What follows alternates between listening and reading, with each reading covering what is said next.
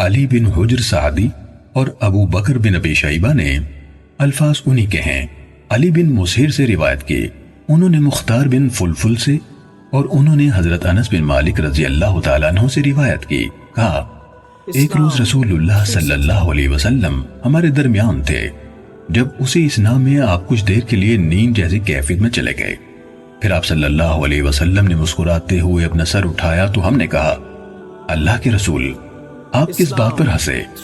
آپ نے فرمایا ابھی مجھ پر ایک سورت نازل کی گئی ہے۔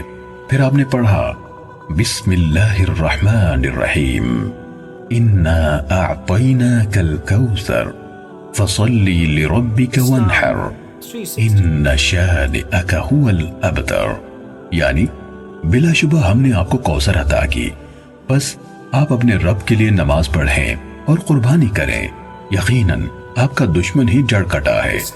پھر آپ نے کہا کیا تم جانتے ہو کوثر کیا ہے؟ ہم نے کہا اللہ اور اس کا رسول زیادہ جانتے ہیں۔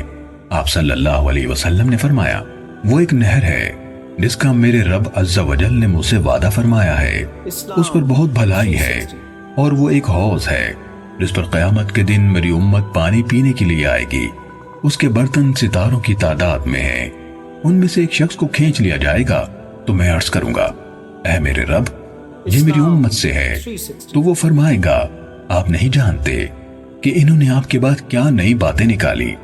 علی ابن حجر نے اپنی حدیث میں یہ اضافہ کیا آپ مسجد میں ہمارے درمیان تھے، اور احدثوا بعدک کی جگہ احدث بعدک یعنی اس نے نئی بات نکالی کہا۔ صحیح مسلم